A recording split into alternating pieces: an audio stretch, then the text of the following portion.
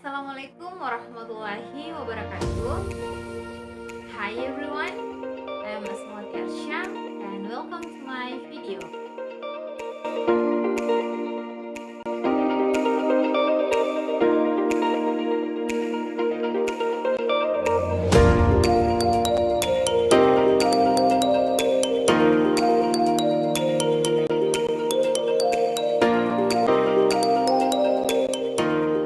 Today's lesson, we are going to learn about narrative text.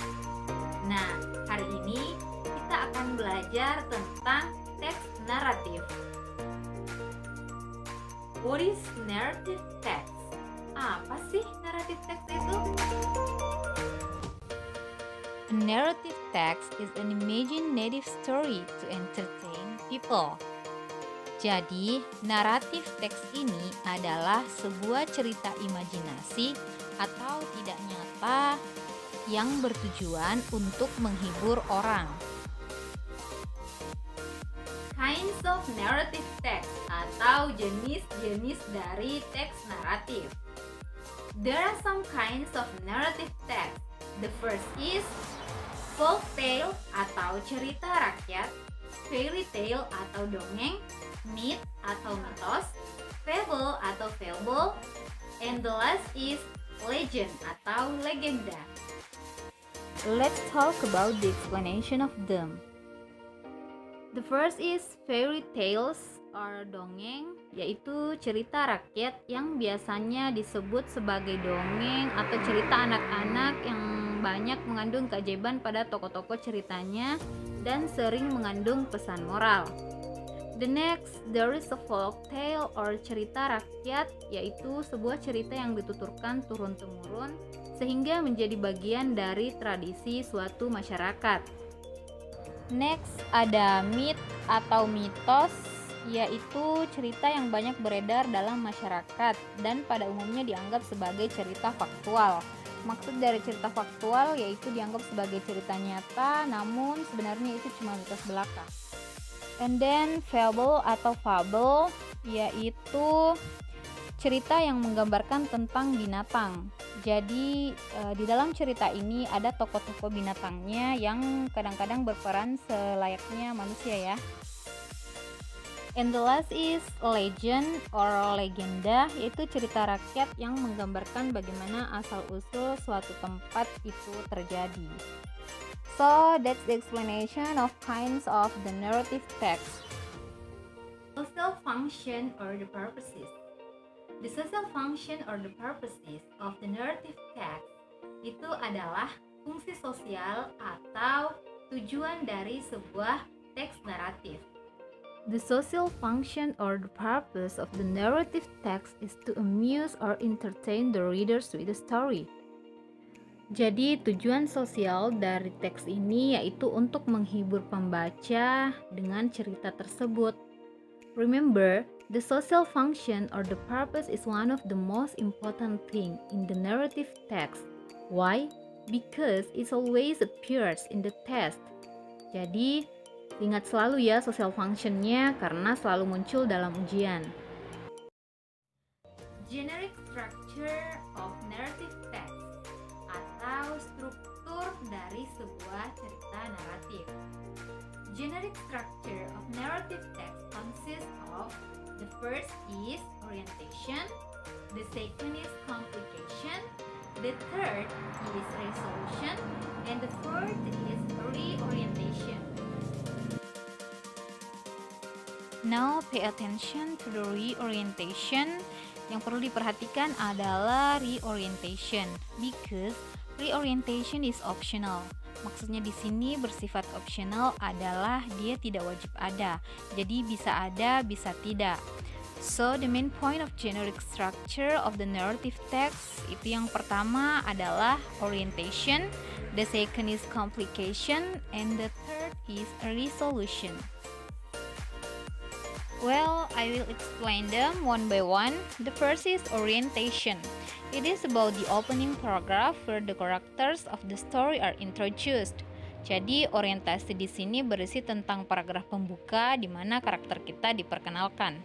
Yang dimaksud karakter di sini adalah tokoh-tokohnya. Jadi seperti siapa atau apa yang ada dalam cerita tersebut, baik antagonis, protagonis, dan tritagonis. The next is set the scene, where and when the story happened, and introduce the participants of the story, who and what is involved in the story. Jadi maksudnya dalam paragraf orientasi ini mulai diperkenalkan di mana dan kapan waktu cerita tersebut terjadi. Seperti yang saya jelaskan juga tadi, siapa atau apa yang ada dalam cerita tersebut. The second is complication, where the problems in the story is developed.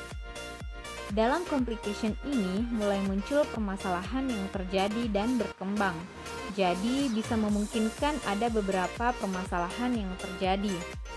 So, tells the beginning of the problems which leads to the crisis or climax of the main participants.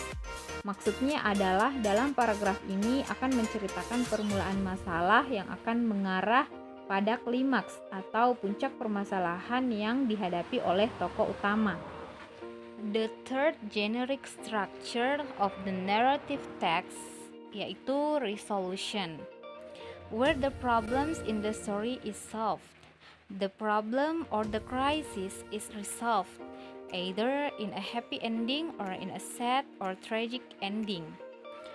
Jadi dalam paragraf resolution ini semua masalah sudah harus terselesaikan. Permasalahan-permasalahan pada paragraf sebelumnya yaitu paragraf complication sudah mulai terselesaikan di sini dan bisa memungkinkan berakhir dengan happy ending atau akhir yang membahagiakan maupun bad ending atau akhir yang menyedihkan. Language or grammatical features of the narrative text. Language or grammatical features adalah unsur atau ciri kebahasaan dari sebuah teks naratif. Grammatical features atau ciri kebahasaan from narrative text yang pertama yaitu past tense. Kalimat dalam narrative text itu berbentuk past tense atau lampau karena menceritakan tentang cerita yang terjadi di masa lampau. Contohnya, they live in a village. Yang kedua ada action verb atau kata kerja aktif seperti went, walk, sang, slept, drove, and etc. Kemudian ada time connector or conjunction, yaitu kata penghubung seperti then, soon, before, after, and as soon as. Ciri kebahasaan berikutnya dalam narrative text yaitu ada direct speech atau ucapan langsung. Contohnya, you should go now, said Laras. Berikutnya ada indirect speech, yaitu ucapan tidak langsung atau kalimat tidak langsung. Contohnya, the old woman said she didn't find the ring. Lalu ada adjective atau kata sifat, contohnya seperti beautiful, old, young, and etc. And then ada adverb atau kata keterangan, contohnya seperti happily, carelessly, carefully, and etc. Now, we move to the example of the narrative text. You can see the title of the narrative text here is Snow White.